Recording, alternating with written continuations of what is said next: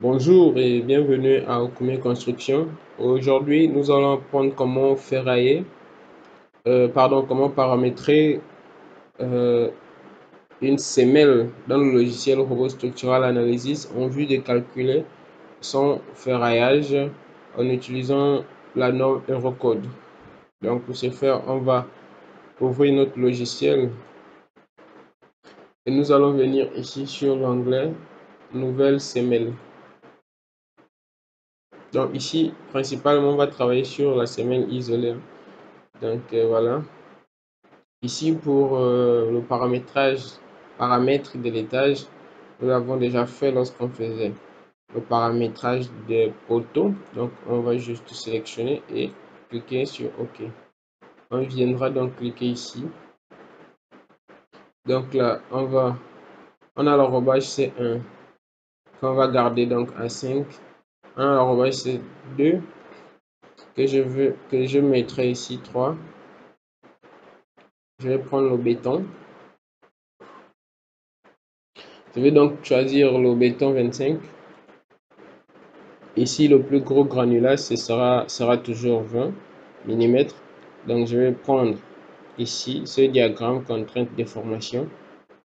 Je vais prendre acier longitudinal. Pour les aciers longitudinales, donc je vais la classe de ductilité. Je vais modifier ça. Je vais mettre B. Et je vais choisir les aciers de 8, 10 et 12. Et j'ai choisi le diagramme à palier incliné. Acier transversal, je vais prendre pareil que les aciers longitudinales, donc le diamètre 8 à 12. Ici, je change d'abord la classe de ductilité. Et là, je vais prendre 8, 10 et 12. Les armatures additionnelles, je vais prendre 8, 10 et 12 également. Et là, je peux enregistrer sous. Donc, j'enregistre sous. Je lui donne un nom, Eurocode 2, EC2, EC2. Je fais enregistrer et je fais OK ici. Je viens donc à la disposition de ferraillage. Donc ici, je vais rien modifier. Alors vous avez le choix, hein, pour le mode de ferraillage. Donc moi je vais garder le premier mode, le paramètre avancé. Vous avez le choix concernant le premier lit et le deuxième lit. Donc moi je reste sur ce type de ferraillage. D'accord. Là, les aciers, donc c'est bon pour moi ici, ok. Je vais venir ici à fût. Donc moi je vais choisir ici ce mode de ferraillage. Voilà, j'ai choisi celui-là. Et ici c'est bon aussi. Donc ici vous avez par exemple le H1 inférieur ou égal à 0,03. Vous avez la légende ici, donc vous pouvez modifier en fonction des écartements que vous voulez entre les cadres. Donc pour moi, je garde comme ça, c'est pas méchant. Je viens ici en attente. Donc liaison avec poteau, je vais mettre oui. D'accord.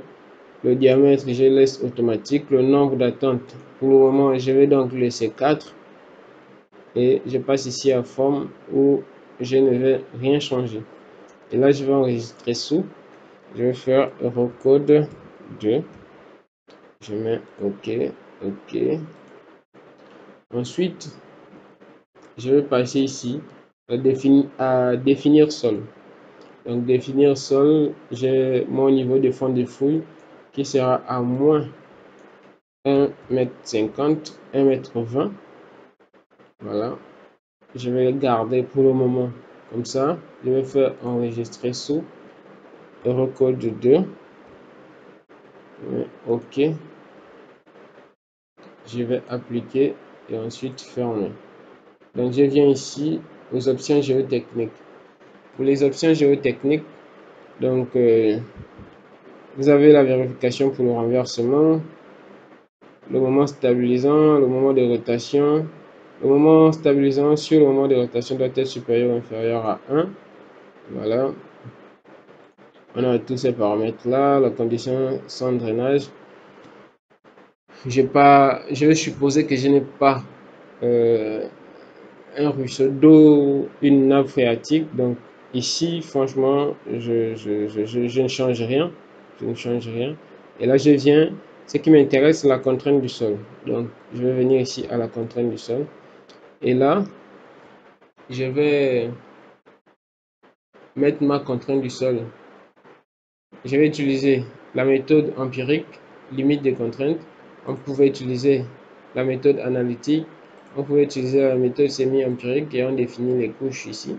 Donc moi, je vais utiliser cette méthode-là. Donc ici, on a la contrainte ultime. Et on sait que la contrainte ultime sur la contrainte euh, des services est égale à 1,5. Donc on prend un facteur qui est égal à 1,5. Donc ici, on va supposer qu'on a une contrainte à l'état ultime, pardon, une contrainte admissible à l'ELS qui est de 0,2 mégapascal, qui correspond à 2 bars. Donc ici, on mettra donc 0,3 pour avoir ça en contrainte ultime. Donc là, on va faire enregistrer sous, code 2, et on va mettre OK. Je mets ici OK, et c'est bon. Là, j'ai fini de faire le paramétrage de ma poutre, pardon, de ma semelle. Ici, ce que je vais faire, je vais importer une semelle déjà chargée et j'ai calculé sur robot DDC. Donc, de faire, je vais venir ici afficher. Je vais ouvrir fichier robot CVS et là, je vais aller en PC, le PC, disque local, voilà, programme 86. Robot structural office 14.5, robot DDC 14.5. Je vais chercher le dossier port. Voilà. Et là, je vais importer la semelle 1-9. Et je vais faire ouvrir.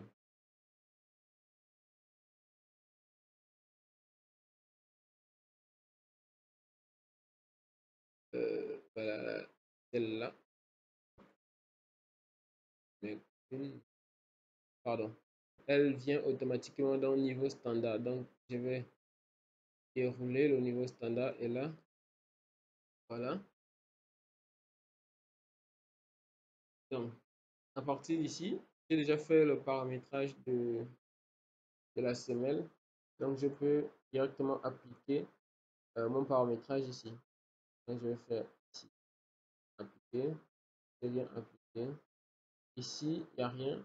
Donc, appliquer, appliquer. Ici, on vient donc, pour ce faire, pour ajouter ce paramètre, on va venir ici à option géotechnique. Donc, option géotechnique, on va prendre Eurocode. On s'assure bien que c'est 0,3, donc c'est bien ça, Eurocode 2. On va faire enregistrer tout. On va faire OK. Donc, on a notre paramètre qui est là. Ce qu'on va faire déjà, on va bloquer la hauteur de la semelle et la hauteur de l'amorce photo.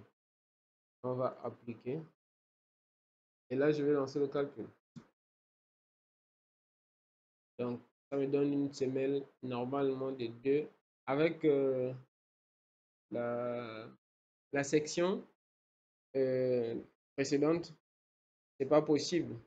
Donc, si j'avais bloqué, par exemple, la section et que j'avais appliqué ici, si j'avais calculé, il devait dire, voilà, la condition suivante n'est pas satisfaisante, force portante de sol. Donc, pour résoudre ce problème, c'est encore, on a la force sur la surface qui doit être, on a la contrainte du sol qui doit être égale, qui doit être supérieure ou égale à la force sur la surface.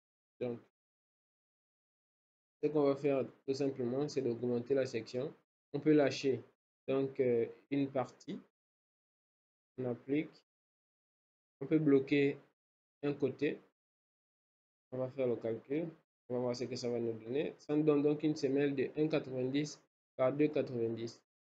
Donc, je peux décider par exemple de l'amener ici à 2,20. Je vais appliquer et je relance le calcul. Cette fois-ci, ça va me donner une semelle de 2,20 par 2,70. Ou encore, je vais lâcher les deux côtés pour avoir une semelle carrée. Je fais calcul. Et là, j'ai une semelle carrée de 2,50 par 2,50. J'ai ici donc la possibilité de regarder mon plan d'exécution. Voilà. Donc ici, je me rends compte que je suis à moins 1,55 au lieu de 1,50. Donc ce que je vais faire ici, c'est quoi? C'est de revenir ici à définir sol. Donc, pardon. Ici. Ok, on a mis ici 1, on a supposé que notre fond de fouille est à 1,20. D'accord, c'est pas un problème. Donc, ce que nous allons faire ici, c'est de faire moins 1,20, moins 1,20 plus 1,10 plus 0,40 plus l'épaisseur du béton de propriété. Donc, ce sera la valeur qu'on va mettre ici. Donc, si on fait le calcul, on va trouver, si on fait 0,05 plus 0,1 plus 0,40 moins 1 mètre 20, ça nous donne 0,35 ici. Et là, on applique et on ferme. Si on vient ici, sans d'abord calculer, on voit que notre fond de fouille est bel et bien à moins 1,20. Donc, on peut lancer notre calcul. Et voilà, le calcul est fait. On peut revenir ici sur le plan d'exécution. On a ici voilà, notre plan d'exécution. On a ici notre plan d'exécution. Donc, par exemple, ici, si vous voulez, par exemple, mettre semelle, voilà, vous venez ici au niveau standard, vous double-cliquez, ou bien vous faites un clic droit, vous venez à éditer, vous changez le nom. Ici, pareil, semelle, par exemple, vous avez semelle S1, semelle S2, c'est pareil, vous venez ici, un clic droit, éditer, changer le nom, vous donnez le nom que vous voulez. Voilà. Et voilà, donc ici, par exemple, si vous avez, par exemple, sur cette semelle, il s'agit d'un poteau 30 par 20 ou 30, n'importe quelle section, ce que vous allez faire, c'est donc de venir ici. Vous changez tout simplement la section ici. La section du poteau. Donc, si vous mettez 20, ici, par exemple, un poteau de 20 par 60, vous appliquez. Et là, vous relancez le calcul. Dans le plan d'exécution, normalement, vous devriez avoir voilà, un poteau ici de 20 par 60. Donc, on peut aussi, par exemple, définir nos attentes. Donc ici, on va venir donc ici à disposition du ferraillage. Donc ici, je vais venir ici à attente. Au lieu d'avoir le nombre d'attentes 3, pardon 4, je vais par exemple choisir 6. Et là, je vais appliquer OK. Et je viens calculer à nouveau. Et là, j'ai le plan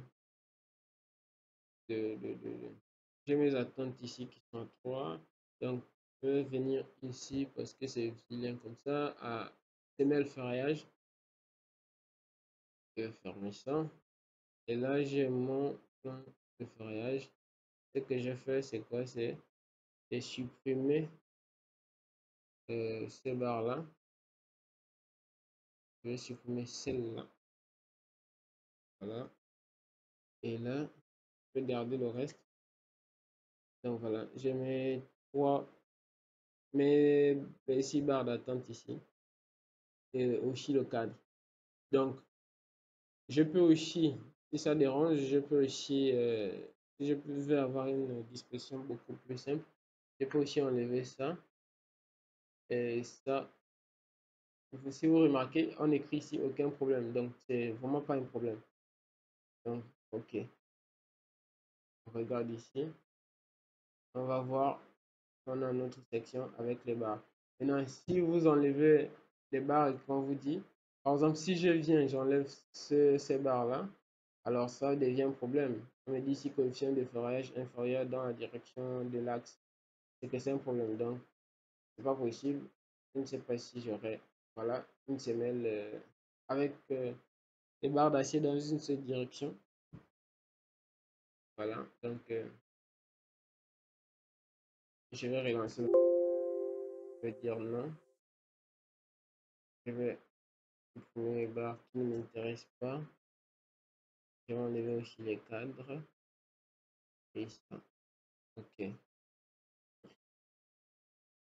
Et c'est tout pour aujourd'hui. Donc voilà, si la vidéo vous a plu, comme d'habitude, n'hésitez pas à liker, à partager et surtout à vous abonner à la chaîne pour ne pas manquer les prochaines vidéos. Merci pour votre fidélité et aussi bienvenue au nouveau. J'espère que vous allez tous trouver votre compte ici. Voilà, on travaille de manière à satisfaire tout le monde. Donc, je suis ouvert aux questions. Si vous avez des questions, n'hésitez pas à poser des questions. N'hésitez pas à poser des questions en commentaire. Je me ferai un plaisir de répondre dans la mesure du possible. D'accord. À très bientôt.